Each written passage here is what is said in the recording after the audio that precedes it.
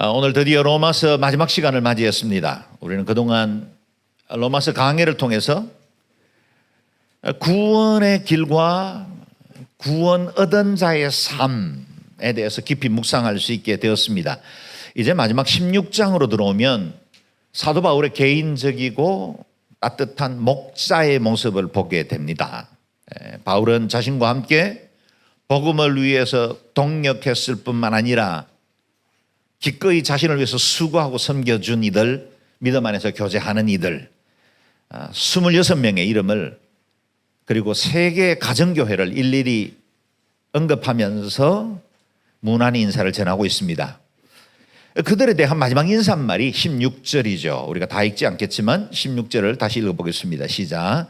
거룩한 입맞춤으로 여러분은 서로 무난하십시오. 그리스도의 모든 교회가 여러분에게 무난합니다. 아멘. 바울이 서로 무난하라고 요청한 이름들은 대부분 우리에게는 매우 생소한 사람들입니다. 그럼에도 이름과 관련된 짧은 소개말을 보면 큰 감동과 은혜가 있습니다. 그들 중에는 유대인이 있고 이방인이 있습니다. 남자가 있고 여자가 있습니다. 노예 신분이 있고 또 왕족 신분도 함께 그 이름 위에 올라가 있습니다. 16장에 기록된 사람들의 이름만 봐도 복음이 무엇인지, 교회는 어떤 곳인지를 우리가 짐작해 할 수 있는 말씀들입니다. 언급된 26명 중에는 여성의 이름도 9명이나 기록되어 있습니다. 남성 중심의 사회가 이루어지던 당시에는 파격이요, 또 보기 드문 일이지만 그만큼 복음 사역의 여성들의 역할이 얼마나 컸는지를 말해주기도 합니다. 특히 첫 번째 이름이 기록된 여성 베베는 고린도에서 가장 가까운 도시였던 겐그레아 교회의 일꾼, 여기 디아코노스라는 말은 집사, 그런 뜻을 가지고 있기 때문에 교회를 충성스럽게 섬기는 사람이겠지요. 그는 로마서를 전달하는 막중한 역할을 감당한 사람이었습니다. 바울이 베베가 많은 사람들과 나를 돕는 사람이라고 소개한 것을 보면 아마도 교회에서 섬기고 봉사하는 일에 남다른 모범을 보인 여성이었던 것 같습니다. 무엇보다 기독교 역사에 길이 남을 만한 로마서, 이 생명의 진리의 말씀을 베베에게 맡긴 것을 보면 그녀가 바울과 교회에서 얼마나 신뢰받는 사람인가 하는 것을 알 수 있습니다. 바울이 일일이 이름을 불렀던 몇 사람들 가운데 오늘 우리는 그중 일부만 좀 더 살펴보기를 원합니다. 바울과 고린도에서 동역했던 브리스가와 아굴라는 바울을 위해서라면 자기 목숨이라도 내어줄 만큼 헌신적인 동역자였습니다. 두 사람은 전도와 가르침에 열심이었을 뿐만 아니라 자기 집을 열어 예배 처소로 내을 만큼, 다시 말하면 브리스가와 아굴라의 집이 당시 로마에 있는 가정교회 중에 하나였다는 겁니다. 바울의 아시아 전도의 첫 열매가 된 에베네도 온 성도들이 다 인정할 만큼 충성스러웠던 마리아, 기억할 만한 이름들이죠. 복음 때문에 함께 바울과 감옥 생활에 동지가 되었던 안드로니고와 유니아, 그들은 일찍부터 그리스도를 믿었을 뿐만 아니라 다른 사도들 가운데도 특별히 하나님의 복음을 위해서 헌신된 사람 중에 하나였습니다. 바울이 개인적으로 특별히 사랑하는 사람이라고 부른 3사람의 이름이 등장합니다. 암블리아, 스다구, 버시. 얼마나 부러운 이름들입니까? 우리는 그 이름들 사이에 우리의 이름도 같이 끼워 넣고 싶은 그런 마음이 들 정도입니다. 동역자라 부른 우르바노, 그리스도 안에서 인정받은 아벨레, 우리가 일일이 다 언급하지 못한 사람들까지 그 누구 하나 소중하지 않은 이름이 없었을 겁니다. 특히 예수님께서 골고다를 오르실 때 십자가를 대신 졌던 구레네 사람 시몬의 아들이었던 루포, 그리고 그의 어머니, 그의 어머니에 대해서 바울은 내 어머니라고 그렇게 부를 만큼 특별한 애정이 있었습니다. 아마도 바울이 안디옥에서 외로운 사역을 이어갈 때 아들처럼 아끼고 귀히 여겨주고 후원했던 여성인 것 같습니다. 이와 같이 이들의 이름이 로마서에 기록되어 있기에 우리는 그들의 아름다운 행적과 사역에 대해서 기억할 수 있게 되었습니다. 이들 한 사람 한 사람의 면면은 대단한 사역자들이었지만 우리에게 성경으로 남아있지 않았다면 우리가 어떻게 그들의 숨은 희생과 수고들을 알 수 있었겠습니까? 저는 영종온누리교회 개척자의 이름에 저와 여러분의 이름이 그렇게 기록되어 있을 줄로 믿습니다. 새 예배당이 완비될 때를 기다리지 않고 공간도 협소하고 여러 가지 불편함이 많고 주차도 어려운 이곳에 즐거이 먼저 달려와서 교회 개척에 헌신을 한 한 분 한 분의 이름들 하나님이 기억하실 줄 믿습니다. 1:1 양육에 헌신하고 자원하여 청소를 돕고 새가족을 환영해서 섬기고 음식과 물질로 나누고 차세대를 섬기고 선교사님들을 위해서 기꺼이 헌신하고 베풀어 주었고 기도의 자리마다 오셔서 지켜주신 분들 어찌 한 분 한 분을 하나님 모르실 수 있겠습니까? 저도 알고 있는데 저도 기억하고 있는데 하나님이 모든 것을 계수하고 계십니다. 그러나 다른 어떤 것보다 우리가 하늘나라 생명책에 이름이 기록된 것보다 더 영광스럽고 감사한 일은 없을 것입니다. 이렇게 함께 이름이 기록된 성도들이 만날 때마다 오늘 본문처럼 사랑으로 서로 문안하라 그랬습니다. 본문에는 거룩한 입맞춤으로 문안하라고 표현했는데 당시에는 서로 친밀하고 존중하는 사람들이 문안할 때 사용하던 인사법이죠. 지금도 뭐 서구 사회나 아니면 제가 라틴 아메리카 지역을 방문하고 사역하면 지금도 입맞춤으로 인사합니다. 물론 그게 입술의 키스는 아니지만 뺨으로 서로 입을 맞추면서 키스하죠. 처음에는 뭐 제가 여성들하고 이런 인사를 할 때 제 얼굴이 빨개졌음에 틀림이 없습니다. 굉장히 쑥스럽고 우리 문화에는 익숙하지 않은 것이었지만 그들에게는 서로 친밀함을 표현하는 인사 중에 하나였죠. 그것처럼 서로에 대한 관심과 배려와 친밀함으로 하나 되라. 서로에 대한 사랑의 문안을 하라는 것입니다. 요즘 건강은 괜찮은지, 신앙생활에 어려움은 없는지, 도울 일은 없는지, 나와 함께 나누어야 할 기도의 제목은 없는지 이렇게 서로 그리스도 안에서 문안하라 하십니다. 사랑하는 여러분, 우리는 아직도 영종온누리교회 시작된 지도 얼마 되지 않았거니와 서로를 알아간 지가 얼마 되지 않기 때문에 대화 한번 해보지 못한 사람들이 많을 겁니다. 그러나 여러분, 이곳에서 믿음의 공동체의 지체가 되기로 결정하셨다면 우리는 형제와 자매입니다. 할 수만 있다면 예배 전후에 서로에 대해서 깊은 사랑의 문안들을 할 수 있게 되기를 바랍니다. 그래서 서로에 대한 깊은 관심과 사랑으로 연합된 공동체가 이루어질 수 있기를 바랍니다. 다 서먹합니다. 다 어색할 뿐입니다. 누군가가 한 걸음 더 먼저 다가가서 인사를 건네면 그때부터는 쉽게 대화가 됩니다. 끝나고 그냥 가지 마시고 옆에 가서 차도 한잔 마시고 교제도 하시고 신앙생활 어떻게 해왔는지 이야기도 들어보고 사랑과 선행으로 서로 격려하고 이것이 그리스도 공동체 안에서 나누는 사랑의 문안이다는 겁니다. 이와 같이 거룩한 입맞춤이 있는 공동체를 우리는 교회라고 부릅니다. 교회 구성원들은 그런 사랑으로 연결되어 있어야 합니다. 바울은 이와 같이 로마 성도들에게 개인적인 안부 인사를 마쳤지만 마치 못다한 이야기가 있는 것처럼 중요한 메시지를 추가합니다. 17절 18절 말씀인데요, 같이 읽겠습니다. 시작. 형제들이여, 내가 여러분에게 권합니다. 여러분은 배운 교훈에 역행해 분열을 일으키고 회방하는 사람들을 경계하고 그들을 멀리하십시오.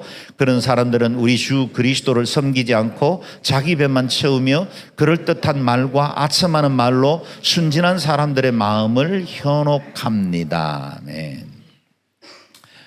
로마서를 기록하는 것이 오늘날처럼 쉽게 타이핑해서 기록할 수 있는 것도 아니었을 것이고, 또 이 일을 적을 때 더디오라는 대서를 두고 기록한 것을 보면 로마서를 기록한 시간들이 짧은 시간은 아니었을 겁니다. 그런데 이미 교리적인 이야기가 다 끝났고 인사말까지 끝날 즈음에 로마 교회의 문제 이야기가 또 하나 등장했던 것 같습니다. 그것이 바로 거짓 교사들에 대한 소식이었지요. 바울은 이단 문제를 외면한 채 이 편지를 마무리할 수는 없었습니다.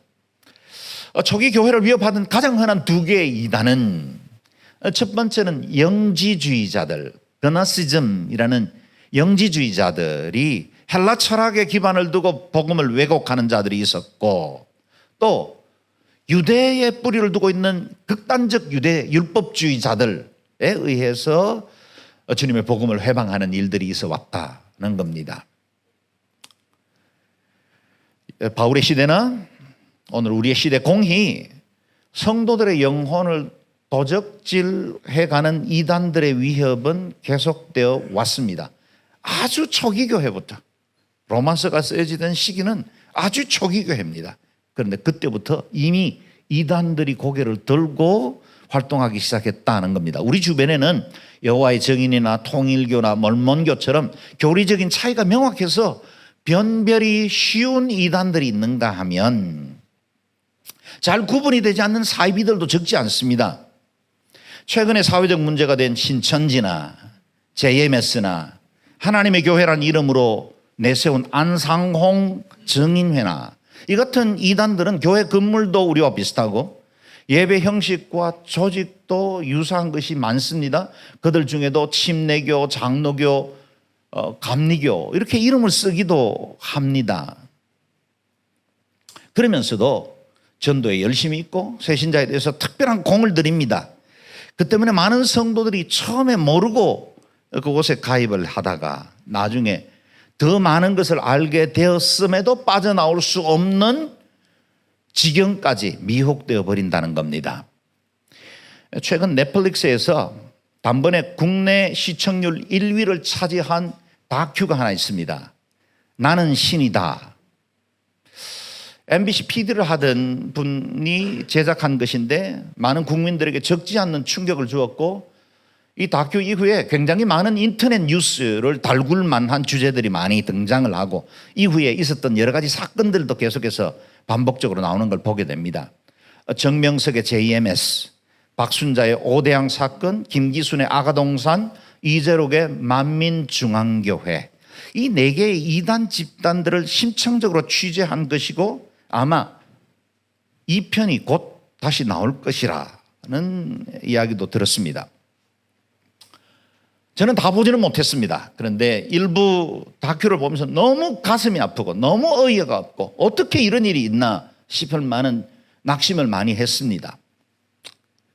명문대 출신의 신앙적 배경도 괜찮았던 사람들이 전혀 논리적이지 않는, 정말 우리가 조금만 더 객관적으로 살펴본다면 이건 성경적이지도 않고 논리적이지도 않는 어설픈 교리의 사람들이 어마어마하게 넘어가 있다는 겁니다. 이해할 수 없는 일입니다. 그러나 우리가, 저와 여러분도 이와 같은 교리에 얼마든지 미혹될 수 있다는 사실도 인정해야 합니다. 지금까지 여러분이 건강한 교회에서 신앙생활을 잘해왔다면 그것은 하나님의 은혜에 감사할 뿐이지 우리가 영적 분별력이 대단해서 그렇게 하지는 않았을 거라는 생각이 저는 듭니다. 오늘 본문에는 당시의 거짓 교사들이나 오늘날의 이단들이 가진 세 가지 공통적인 특징이 나옵니다. 첫 번째는 복음의 가르침을 역행한다 그랬습니다. 이단들의 특징은 기성교회와 다른 특별한 성경 해석이나 자신들만의 계시를 강조합니다. 베드로전서에는 분명히 성경을 억지로 풀다가 멸망한다라고 말하면서 계시에 관한 부분에 이해되지 않는 영역들을 신비에다가 남겨두어라고 했는데 그들은 자신의 자의적인 해석과 짜집기 논리로 사람들을 미혹합니다. 만약에, 여러분 주의 깊게 들어보십시오. 만약에 건강한 교회, 건전한 목사라면 결코 성경 해석을 다 하려고 들지 않습니다. 재개물어도 마찬가지입니다. 여러 가지 성경적 배경과 말씀의 전후 문맥을 따라서 제가 최선을 다해서 성경을 해석해 줄 수는 있지만 여전히 이해되지 않는 많은 영역들이 남아 있습니다. 우리는 청동구리 거울을 보는 것처럼 희미하게 서로를 볼 뿐입니다. 마지막 날에 얼굴과 얼굴을 맞대고 볼 그날, 계시의 모든 것들이 다 들어가는 그날에 남겨진 숙제들이 여전히 성경 속에는 있고 우리의 신앙생활에도 이해되지 못한 일들이 있습니다. 모든 계시는 하나님께만 있고 하나님이 그 답을 알고 계십니다. 그런데 이단들은 그런 난해하거나 모호한 것에 대해서 명확한 답을 주는 것처럼 교리적인 이야기를 꿰어나갑니다. 제가 한 번은 서울역 앞에서 토요일 날 전도를 하고 있는데 이렇게 개인적으로 전도하다가 지쳐서 잠깐 쉬려고 이렇게 역 앞에 이렇게 난간들 있잖아요. 그 난간에 걸터 앉았는데 때마침 옆에 한 사람도 이렇게 앉아서 쉬고 있더라고요. 근데 뭐 전도하러 왔으니까 앉아서 그냥 쉴 수는 없고 그래서 제가 말을 건넸더니 그분이 나를 너무 반가워하는 거예요. 그리고 저한테 막 말을 시작을 하는데 여호와의 증인이었어요. 지도 전도하다가 지쳐서 지금 쉬고 있는 거예요. 근데 우리 둘이 이야기를 하는데 제가 우선은 들었어요. 근데 들으면서 소위 그들이 구슬처럼 꿰었다고 하는 말씀들 하나하나 할 때마다 잠깐만요. 이게 무슨 말씀인지 아세요? 이 말씀의 전후 문맥이 뭘 의미하는지 아세요? 그 친구가 저한테 이야기하다 그냥 떠나버렸습니다. 여러분, 엉터리 말씀이에요. 말씀에 대한 해석들이 너무나 본문과는 상관없는 이야기들을 가지고 해석을 해냅니다. 그런 사람들을 만나거든 언제나 경계해야 합니다. 거짓입니다. 둘째, 이들의 특징은 교회 분열을 일으키고 회방합니다. 이단들은 늘 기성교회에 대해서 비난합니다. 그리고 목사와 장로들의 잘못을 덜추어내고 지적합니다. 그리고 자신들에게만 구원이 있다고 가르칩니다. 신앙촌, 신천지, 구원파, 정명석 같은 이단들은 자신들이 진짜 계시를 알고 구별된 사람이고 계시록에 기록된 14만 4천의 무리가 바로 자신들이다라고 가르칩니다. 그래서 교회에 대해서 불평하거나 비난이 많은 사람들은 이들의 먹잇감이 되기가 쉽습니다. 만약 그들이 진짜 복음을 가졌다면 믿지 않는 사람을 찾아가서 예수님을 증거해야 하는데 대부분 보면 교패가 붙어있는 기존 성도들의 집에 찾아가서 자신들의 이적이나 특별한 교리로 미혹하고 사로잡아 갑니다. 세상과 싸우지 않고 교회 내에 분열을 일으켜 자신의 세력으로 만듭니다. 추수꾼이란 이름으로 작은 교회들에 들어와서 오랜 시간 동안 서서히 사람들을 포섭해서 자신들의 교회로 만들어가는 악한 시도들도 이미 다 들추어졌습니다. 그리고 이들의 이 거짓에 대해서는 거짓말도 술수이고 전략이고 모략이다 그렇게 가르칩니다. 비도덕적인 것을 마치 진리를 위해서 일하는 것처럼 가르칩니다. 진리를 회방하는 자들이죠. 셋째, 이들의 최종적인 목적은 자기 배를 채우는 것입니다. 그럴듯한 말과 아첨하는 말로 사람들의 마음을 얻어서 미혹하지만 결국 최종적인 목적은 자기 욕심을 채우는 수단으로 만듭니다. 이번에 넷플릭스에서 방영된 내 이단의 공통점은 교주들의 배를 불려왔다는 거예요. 자신들의 고향에 아방궁 같은 화려한 건물을 세우고 어마어마한 재정을 움직이고 자기 집 방에 쌓아놓을 것이 없을 만큼 캐시를 쌓아놓은 이야기도 다 나옵니다. 심지어는 카지노에서 억대 도박을 아무 갈책 없이 물써도 썼습니다. 그리고 거기 속한 성도들은 대부분 가난한 자기 집세 월세도 제대로 내지 못하는 가난한 사람들이 힘써서 낸 그 헌금을 가지고 그런 악한 짓을 저질렀습니다. 뿐만 아니라 착하고 순진한 딸들을 성적 놀이개로 삼았고 그루밍으로 계속해서 성폭력을 저질렀습니다. 딸들만 있는 게 아니라 아들들도 그랬습니다. 이단들은 순진한 사람들을 미혹하는 데 전문가입니다. 여러분, 사기꾼이 그냥 되겠어요? 사람들이 자신을 믿게 만드는 탁월한 기술을 가지고 있는 거예요. 왜 바보같이 보이스피싱에 걸려들었냐고 생각하고 있습니까? 걸려든 사람들이 바보가 아닙니다. 여러분, 지난 5년간 보이스피싱에 피해를 당한 사람이 15만 6천 명이나 됩니다. 금액은 3조 620억입니다. 어마어마하죠. 어떻게 이 사람들이 어리석을까요? 우리는 어리석습니다. 우리가 그렇게 넘어갈 수 있다는 걸 인정해야 경계할 수 있고 깨어 있을 수 있습니다. 사기꾼도 이단도 이렇게 순진한 보통 사람들을 우는 사자처럼 두루 다니며 노리고 있습니다. 이 거짓과 사기에 속는 사람들의 대부분은, 이단에 넘어간 대부분의 사람들은 오늘 본문의 말씀처럼 순수한 사람들입니다. 또 이단에 넘어간 사람들은 대부분 신앙에 열심히 있거나 헌신적인 사람입니다. 그러다 보니 특별한 기사나 이적, 이전에 내가 들어보지 못한 어떤 교리에 관한 새로운 이야기를 들으면 그게 솔깃해버리는 거예요. 여러분, 내가 신앙생활 20년 했는데 정말 그 목사님의 이야기는 내가 한 번도 들어보지 못한 이야기다. 그게 은혜 받은 거예요? 이상한 거예요. 여러분, 우리가 진리를 제대로 분별할 수 있어야 돼요. 여러분, 복음의 메시지는 너무나 단순하고 분명합니다. 이상한 것을 구분할 줄 알아야 돼요. 이런 특별한 기적이나 은사가 드러나면 금세 마음도 빼앗기고 그곳에 기웃거립니다. 또 어떤 사람들은 기성교회에 실망하기도 하고 이런저런 일로 상처받았다가 방황하는 중에 이단들이 너무 따뜻하고 너무 사랑하니까 거기 넘어가 버리는 거예요. 제가 LA에서 목회할 때 한 자매님이 JMS에 들어가 있었던 자매예요. 나온 지 10년 됐답니다. 그리고 JMS가 거짓이라는 걸 너무 잘 안대요. 그리고 자기가 이제는 다 복음 안에서 바로 깨달아서 교회로 왔다고 이야기합니다. 근데 그 다음 말이 너무 충격적이었어요. 아직도 그립대요. JMS가. 아직도 그때 받은 사랑이 너무 그립고 그때 그 공동체에 있었던 것들이 너무 자기에게 좋은 추억으로 남아있대요. 거짓인 줄 알아요. 이제는 다 깨달았어요. 밖에 나왔어요. 근데 감정적으로 아직 그리움이 남아있다는 거예요. 제가 너무 충격을 받았어요. 목사의 한 사람으로서 정말 큰 책임감을 갖습니다.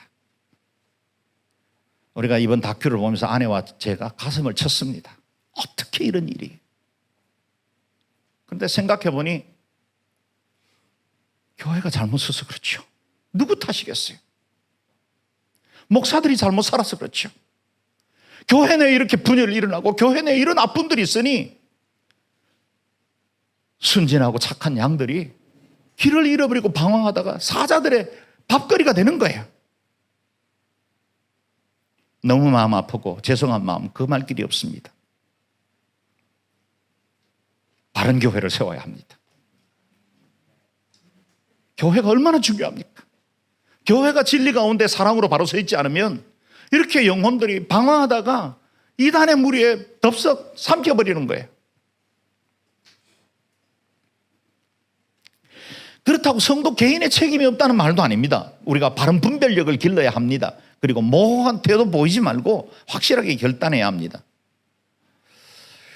여러분은 배운 교훈에 역행해 분열을 일으키고 회방하는 사람들을 경계하고 그들을 멀리 하십시오. 이단이라는 말을 한자로 풀이하면 다를 이자에 끝단자를 씁니다. 전체가 다 다른 게 아니고 끝이 다른 거예요. 그래서 그들의 앞을 보고 그들이 거짓을 가지고 있다는 걸 분별하는 것은 대단히 어렵습니다. 수년 전에 서울에서입니다. 이단을 가까이 하는 어떤 자매님과 상담을 한 적이 있습니다. 다른 분으로부터 이 자매가 요즘 그 모임에 가고 있다는 이야기를 소문을 듣고 제가 불러서 사실 확인을 했는데 자신은 거기로 가고 있다는 거예요. 인정을 했습니다. 그리고 거기 가면 안 된다고 제가 강하게 권면했는데 자매는 곧바로 제게 항변하듯이 말하기를 자신이 볼 때는 거기 젊은 전혀 잘못된 게 없는데 이건 혹시 교회들 안에 교단적인 이권 때문에 그런 거 아닙니까? 내가 이렇게 은혜를 받고 있는데 왜 못 가게 합니까? 그렇게 강변했습니다. 교리와 여러 가지 상황을 설명했지만 듣지를 않아서 마음 아프게 떠나보냈던 기억이 있습니다.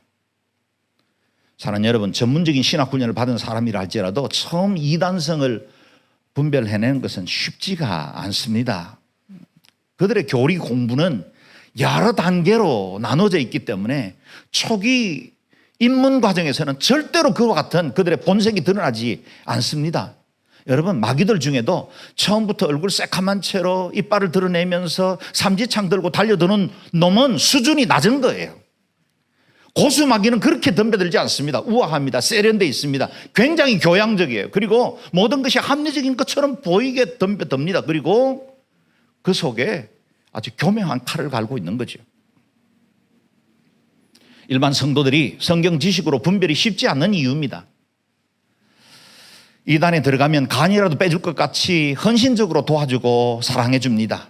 마음이 혹할 정도입니다. 그러나 이단에 빠지고 나서 재산 갖다 바치고 가정이 풍비박산이 되고 삶이 황폐해진 경우들 너무 많습니다. 너무 많아요. 지금 이 시간도 모르긴 몰라도 우리 성도들 가족들 중에 한두 명씩 그렇게 얽혀있는 사람들이 없지 않을 겁니다. 예수님께서 이단들에 대해서 미리 경고하셨죠. 거짓 예언자를 조심하라. 그들은 양의 탈을 쓰고 다가오지만 속은 사나운 늑대다. 우리 주님은 이단이 생기기도 전부터 이미 장차 나타날 것에 대해서 다 예언하신 것입니다.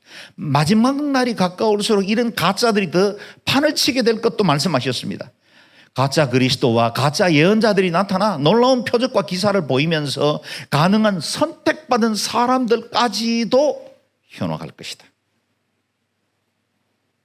이렇게 이단이 성행하는 것은 우리 주님께서 미리 예고하신 것입니다. 그러므로 깨어 있어야 합니다. 내 영적 상태를 늘 점검하고 진리에 바로 서 있는지를 확인해야 합니다. 그리고 이단에 관련되어 있는 사람들 아예 멀리하는 것이 좋습니다. 개역 개정에는 저희에게서 떠나라 그랬습니다. 멀리하라, 떠나라. 강한 표현입니다. 가까이 하지도 말고 접근을 허용하지 않는 것이 좋습니다. 바울이 이들에게 충심으로 권면하는 말씀을 들어보십시오. 19절 20절 말씀 같이 읽습니다. 시작. 여러분의 순종이 모든 사람에게 알려지고 있어 나는 여러분으로 인해 기뻐합니다.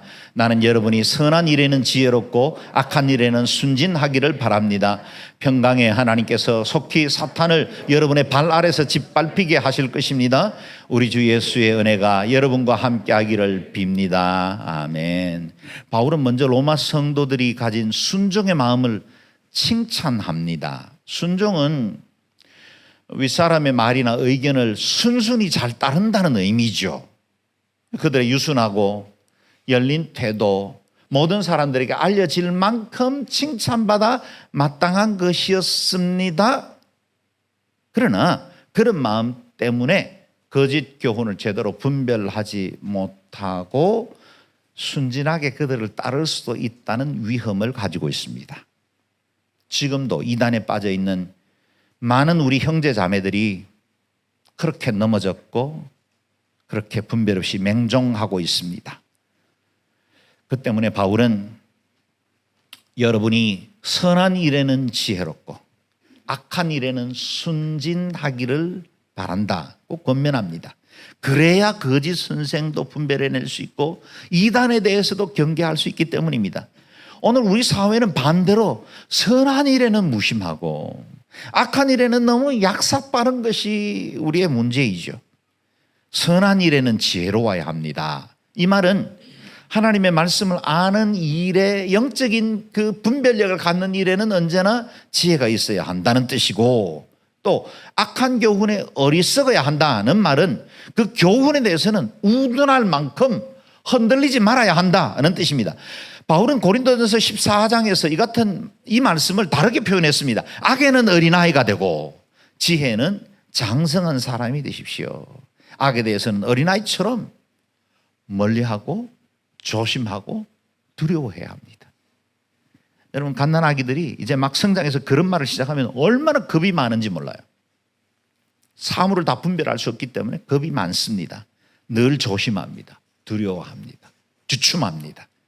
그것처럼 우리도 그리스도 안에서 진리가 아닌 것에 대해서 늘 조심해야 합니다.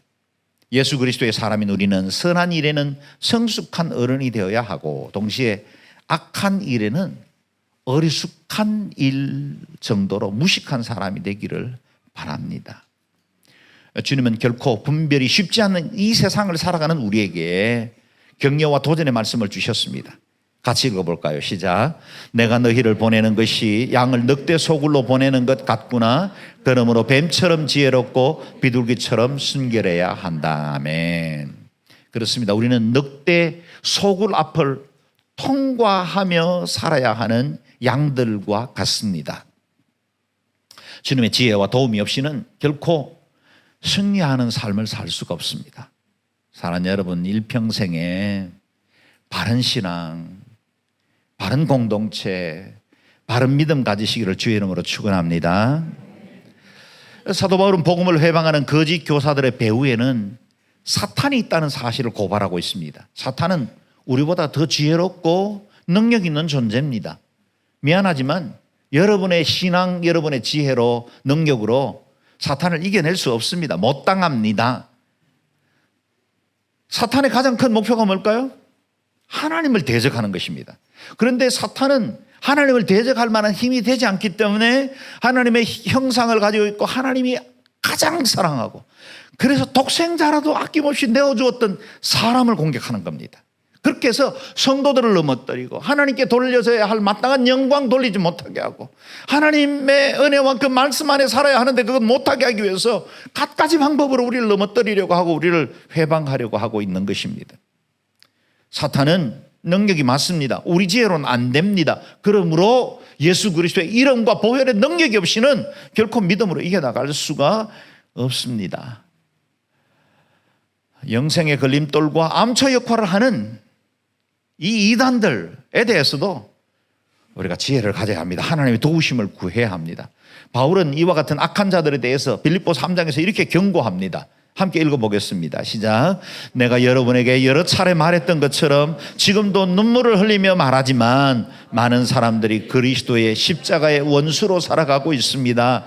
그들의 마지막은 멸망입니다. 그들의 신은 배요, 그들의 영광은 자신의 수치에 있으며 그들은 땅의 것을 생각하는 사람들입니다. 여러 차례 눈물 흘리며 말하지만 많은 사람들이 십자가의 원수로 있다는 겁니다. 거짓 선생은 십자가의 원수입니다. 하나님께서 그 아들 예수 그리스도를 지불하고 구원하신 하나님의 백성들을 멸망에 이르게 하는 사탄의 짓입니다. 그들의 마지막은 멸망이 될 것입니다. 이와 같은 이단들의 교주들이 결국 세상 법정에서 재판을 받고 제수복을 입고 교도소로 끌려 들어가는 교주의 모습, 이전에 그들이 가지고 있었던 모든 영광스러운 것들이 수치가 된 것을 우리가 봅니다. 세상의 법정에서도 심판받겠지만 하나님의 법정 앞에서 결코 용서받지 못할 겁니다. 거짓과 사탄의 세력에 대해서 우리가 너무 두려워할 필요가 없습니다. 왜냐하면 최후의 승리를 얻을 자는 우리들이기 때문입니다. 20절을 다시 선포하듯이 읽겠습니다. 시작. 평강의 하나님께서 속히 사탄을 여러분의 발 아래서 짓밟히게 할 것입니다. 아멘. 우리에게 승리가 보장되어 있습니다. 여인의 후손으로 태어나 뱀의 머리를 밟으신 그리스도가 우리 안에 계십니다. 오늘 본문을 보십시오. 예수 그리스도가 사탄의 머리를 밟을 것이라고 말하지 않고 우리의 발 아래 짓밟히게 될 것이다. 누구요? 우리 자신.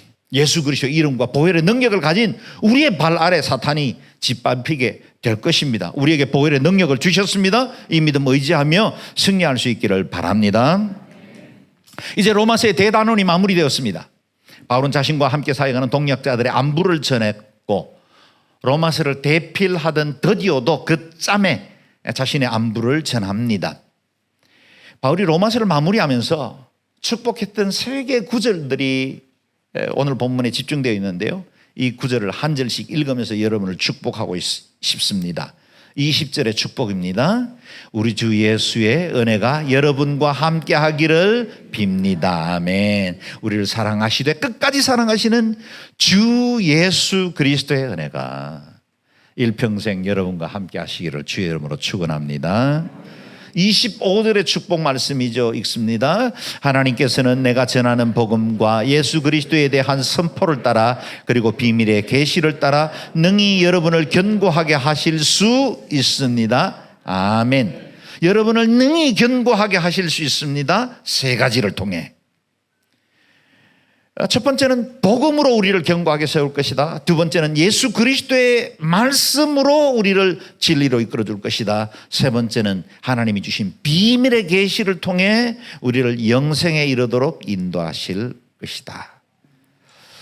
복음과 그리스도에 대한 말씀과 비밀의 계시가 우리를 견고하게 능히 세워주실 줄로 믿습니다. 세 번째 27절 말씀 같이 읽습니다. 오직 한 분이신 지혜로우신 하나님께 예수 그리스도로 인한 영광이 영원 무궁하기를 빕니다. 아멘.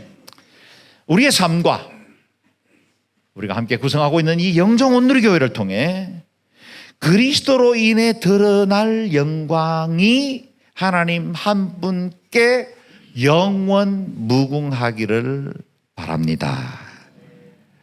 일평생 우리의 삶에 하나님 경외하고 사랑하는 마음이 깊어지기를 바라고, 찬양과 영광을 통해서 주님 앞에 영광 돌리는 복된 인생이 되시기를 주의 이름으로 축원합니다. 아멘. 이 시간 같이 기도하겠습니다.